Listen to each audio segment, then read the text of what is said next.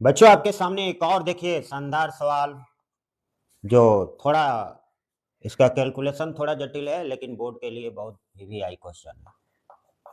सब जो सवाल है बोर्ड में कई बार आया हुआ सवाल है और इसको सॉल्व करना बहुत आसान है। आपको हम बताए थे, देखिए यहाँ एक वृत्त है और वृत्त में यहाँ जो पूछा जा रहा है त्रिज्या 15 सीएम, यहाँ 15 सीएम का त्रिज्या हो गया।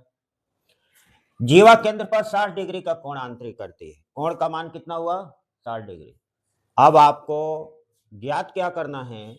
लघु एवं दीर्घ वृत्तखंड का मान ज्ञात करना है। तो आपको मालूम है, हम आपको बताए थे कि जब यह लघु वृत्तखंड हुआ तो इसके बाद वाला सब दीर्घ वृत्तखंड होगा।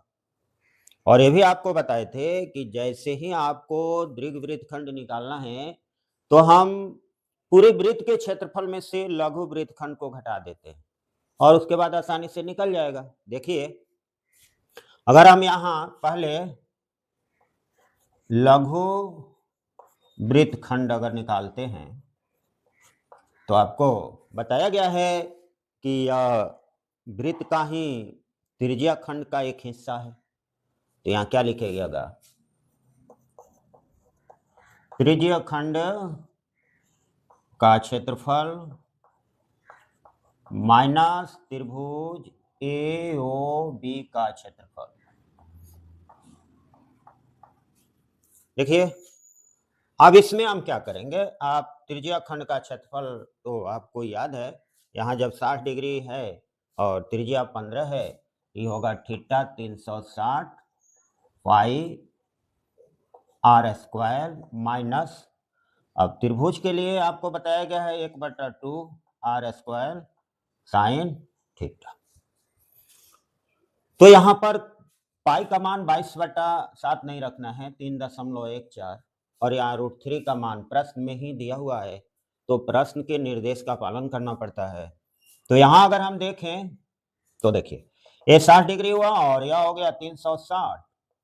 पाई का मान अगर हमको इतना रखना है तो यहाँ देखिए 314/100 हम प्रयोग करते हैं बराबर 3.14।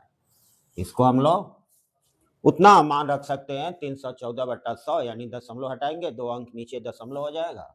तो 314/100 गुणे, देखिए आर का मान यहाँ देखिए कितना है 15, ये कितना हो जाएगा 15 गुणे 15, यहाँ देखिए 1/2 गुणे आर का मान, फिर आर का मान यहाँ 15 है, आर स्क्वायर है, ये होगा 15 गुणे 15 साइन थीटा। थीटा का मान यहाँ पर दिया हुआ, देखिए यहाँ पर हो जाएगा साइन 60 डिग्री बराबर √3/2, क्योंकि यहाँ थीटा का मान 60 है तो साइन 60 का प्रयोग होगा, तो यहाँ हो जाएगा आपको √3/2। अब देखिए, अब हमारा काम क्या है, हम इसको कैलकुलेशन करेंगे। तो यहाँ पर अगर हम 0 0 ये तो खत्म हो गया, यहाँ होगा 6 हो गया, फिर यह गुणा हम करेंगे तो ये होगा 225, यहाँ भी गुणा करेंगे तो होगा 225, इसका गुणनफल और इसका गुणनफल। तो अगर हम 25 से काटते हैं तो 25 चौका 100, 9 मर्त में 25 नवा आपको ये कट जाएगा, ये कट गया।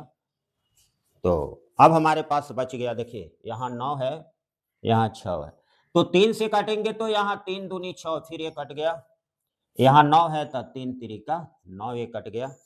अब हमारे पास बचा, इसको हम कर देंगे 2 से, फिर भागा देंगे तो 15 दूनी 30, 57, ये आगे ये कट गया। हमारे पास बच गया, क्या बचा इसको अब ध्यान से आपको देखना है, 157 गुणे 3/4। एक कटने के बाद हमारे पास बचा 157 गुणे 3 4, और यहाँ बच गया आपका 1/2, यानी इसको हम लिखते हैं तो लिखेंगे 225 √3, और यहाँ होगा आपका 4। सवाल में देखिए यहाँ √3 का मान दिया है, तो हम लोग इस 3 को यानी √3 के बराबर 1.73 का प्रयोग करेंगे।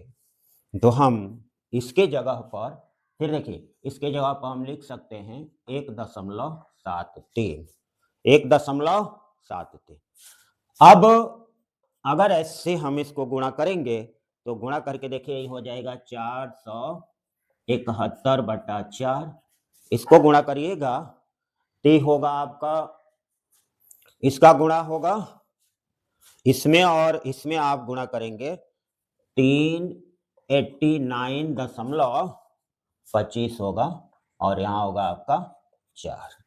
अब देखिए इसके बाद हमको क्या करना है, इसके बाद क्या करना है, अगर यहाँ हम आते हैं तो ये होगा 471 माइनस 389.25 इधर से देखिए और यहाँ होगा आपका 4।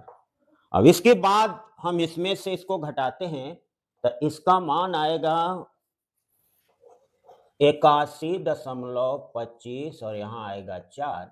जब हम 4 से भागा देंगे तो हमारा मान आएगा 20.43, 2 अंक तक।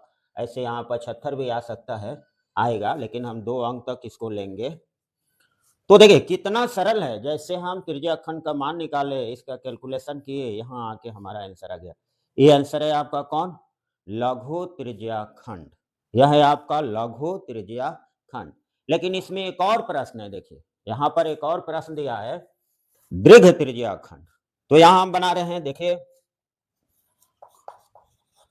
दीर्घ त्रिज्या खंड, दीर्घ वृत्तखंड नहीं, वृत्तखंड, या हम बोल दिए इसको त्रिज्या खंड, लेकिन ये दीर्घ वृत्तखंड है, ये लघु वृत्तखंड है। तो इसका सूत्र होगा πr² माइनस लघु वृत्तखंड का क्षेत्रफल। देखिए यहाँ निकाला गया है, यह हो जाएगा आपका 20.43, 20.43। तो इसका मान हम रखेंगे यहाँ, पाई का मान हमको लेना है 3.14, इसका वैल्यू दशमलव हटाएंगे 314 ये हो जाएगा 314/100। फिर आइए हमारे पास त्रिज्या है 15, तो 15 का होल स्क्वायर करेंगे तो ये होगा 225। हमारे पास ही हो गया आपका 20.43। अब ध्यान दीजिए, फिर यहाँ अगर हम काटते हैं तो 25 चौका 100 हो गया, 25 नवाई हो जाएगा 225। अब हमारे पास बच गया, इसे हम डायरेक्ट भागा दे दें इसको, तो होगा 78.5 मार्क में ही कट जाएगा। अब हमारे पास बच गया क्या, अब देखिए अब बहुत आसान है, 78.5 गुणे 9 माइनस हो गया 20.43। अगर ऐसे हम इसको गुणा करते हैं, आप 78.5 में और 9 से आप साइड में गुणा करके देखिए, ये आएगा 706.5 और यहाँ हमको घटाना है 20.43। इसमें से अगर हम घटाते हैं, आप इस तरह इसको घटाने का प्रयास करेंगे, 706.5 आप 20.43 आप अगर घटाते हैं तो इसका मान आएगा 600, ये होगा 686.07, ये है आपका आंसर। तो बच्चों आपको ध्यान देने की जरूरत है, यह चित्र, ये सवाल थोड़ा सा कैलकुलेशन, पाई का मान थोड़ा 1.34 रखा गया है और सब बहुत आसान है। तो इसमें लघु वृत्तखंड को देखिए, आप त्रिज्या खंड यहाँ निकाले, यहाँ पर आपका आंसर आ गया, लेकिन उधर जगह नहीं होने के कारण यहाँ जो हम बनाए हैं, यह जो है इसको ध्यान दीजिएगा, यह आपका दूसरा प्रश्न का आंसर है और ये लघु इसके अंदर है। यह जो प्रश्न है आपका होगा दीर्घ वृत्तखंड का। तो ये सब परीक्षा के दृष्टि से बहुत उपयोगी है और कोई इसमें ज़्यादा प्रॉब्लम नहीं है। ये 2-3 सवाल बहुत लॉन्ग था, इसीलिए यह सिंपल एक सवाल को आपके सामने हम बना के दिखाए हैं। अब थोड़ा सा छोटा सवाल आएगा, इसको बड़ा करके भी आपके सामने दिखाएंगे। आप ध्यान दीजिए, अगर आप इस चैनल से जुड़े हैं तो बहुत जल्द, लगभग हमारा ये प्रयास है कि आपका मैथ का सिलेबस हम नवंबर तक खत्म कर देंगे। बस ध्यान देने की ज़रूरत है, आपका सिलेबस हर हालत में नवंबर से दिसंबर में खत्म कर देंगे मैथ को। बस आप ध्यान से देखिए और समझिए।